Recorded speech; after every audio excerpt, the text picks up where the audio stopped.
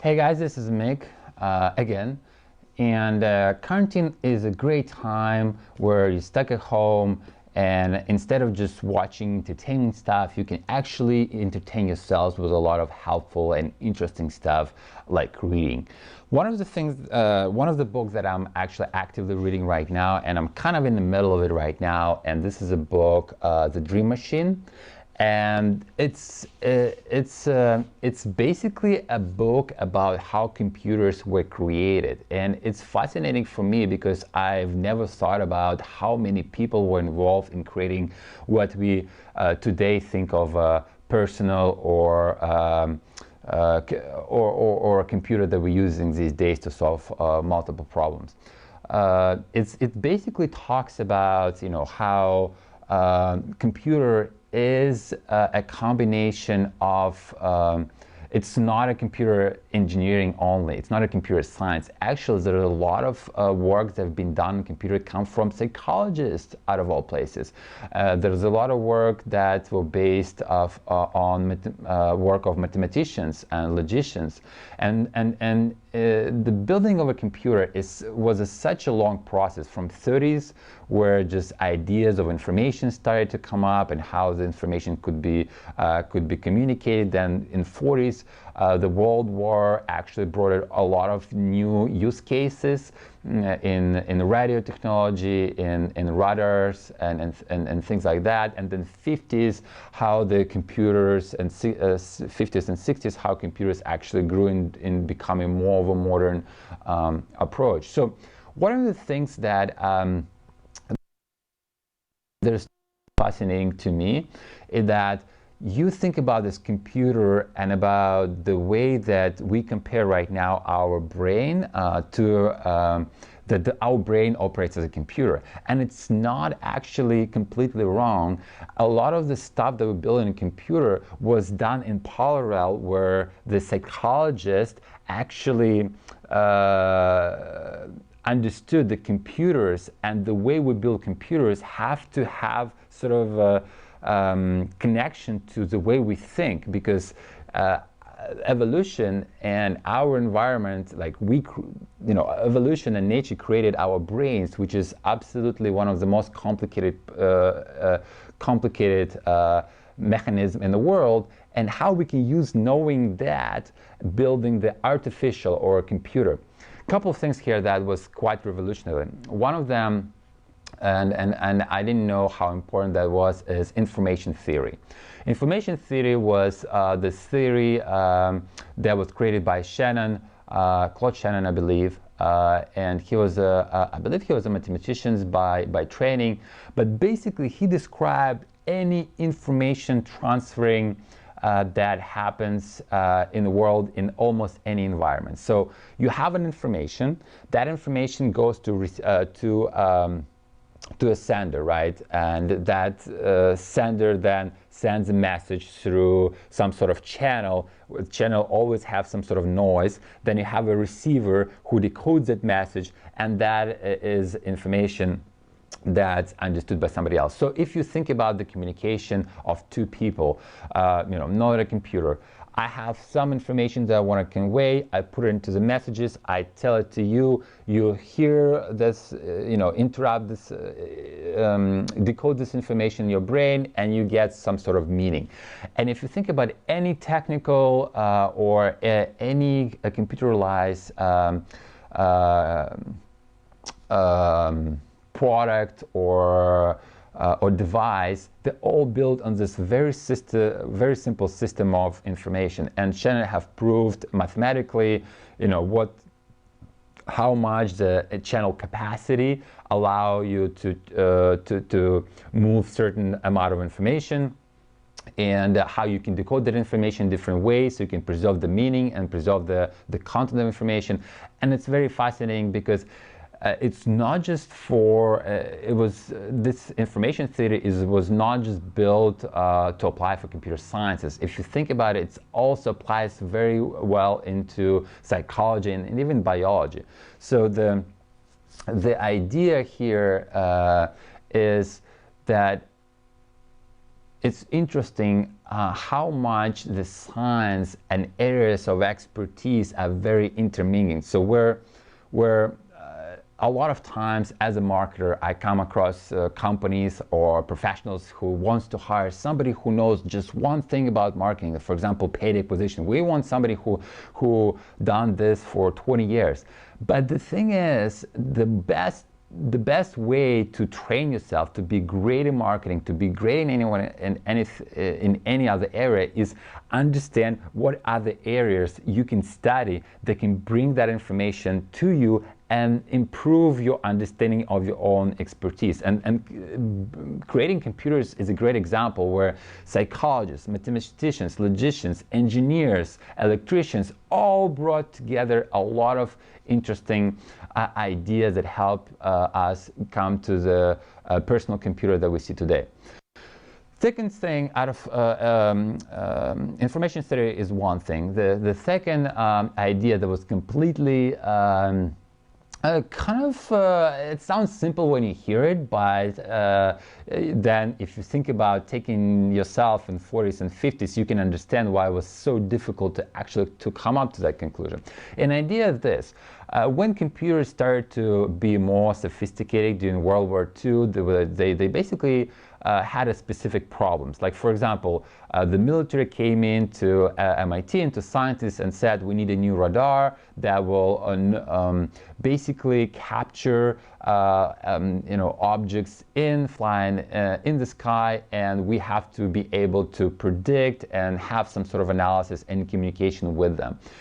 And basically what the first scientists have done is that they created a computer physically, like hardware, that would be specifically to solve this problem. They used vacuum tubes. They used this like a huge computer. They were like a couple of building. They all had vacuum tubes. They had those things you had to plug in and plug, those cords, and they were built specifically for the problem, so the hardware.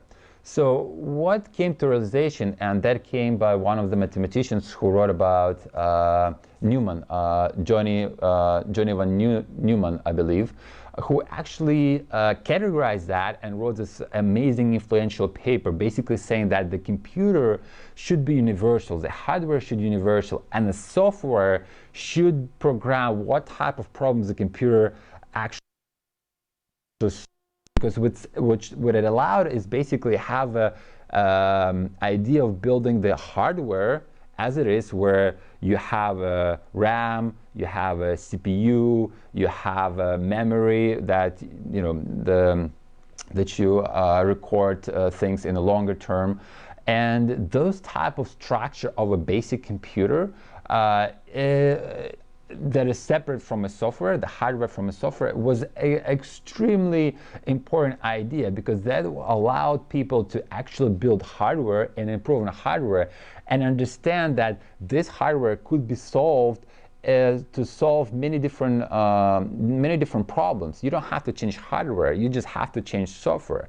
So going forward, what happened, you don't have to create those one huge computer that can only solve one problem for military. You can create this computer and use software that will codify the different problems and put it and basically push it to the hardware and use general purpose.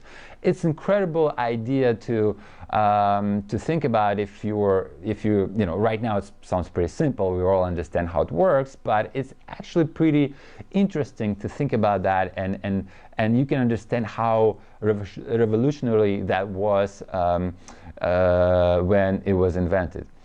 And the third thing that I would like to share with you, that I also kind of extracted from the book, is this idea of the purposeful beings. I'm not maybe phrasing that right, but basically the idea is this: to be intelligent, like intelligence, or intelligent system, or intelligent processes, or basically have one thing that is important component is feedback. Let's think about this, and this is some example, and this is something that I actually described in the book. Let's say you have a pen, right, and it's on the table, and you as a person trying to pick up this pen.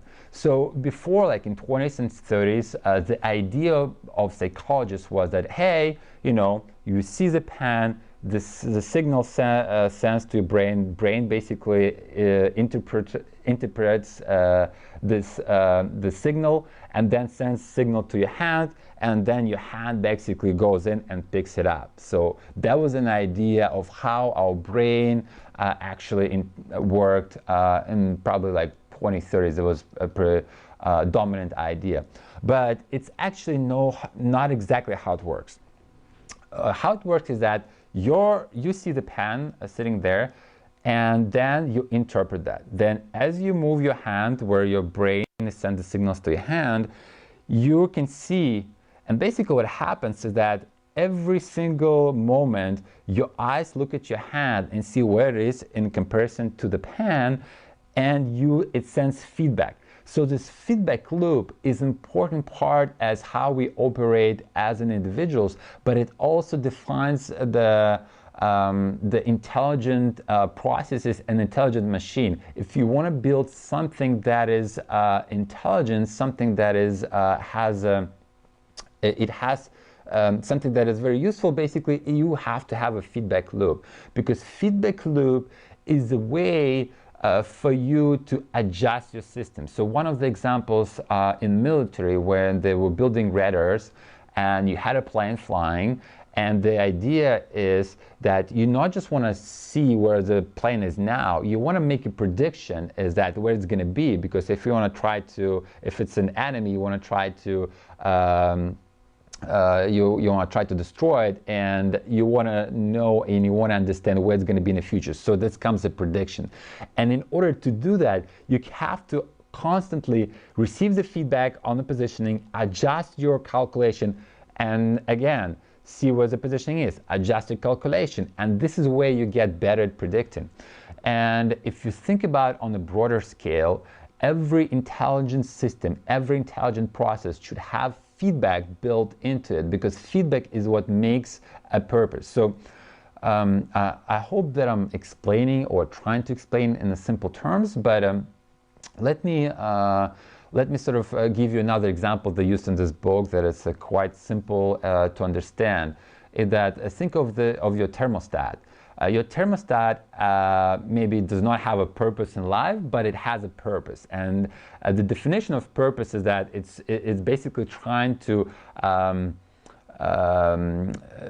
in this particular, not definition, but in this particular case, the purpose of thermostat is to keep temperature in a certain range. If it gets too cold, it automatically turns on, it heats it up, and if it gets to a certain point, the temperature is up, it turns off. And this is what's a simple way of understanding feedback loop, and the idea that if only when you have feedback loop, you have a purpose. Because if your temperature goes down, your feedback loop starts working, your thermostat's turning off. If your temperature goes up, your thermostat goes off.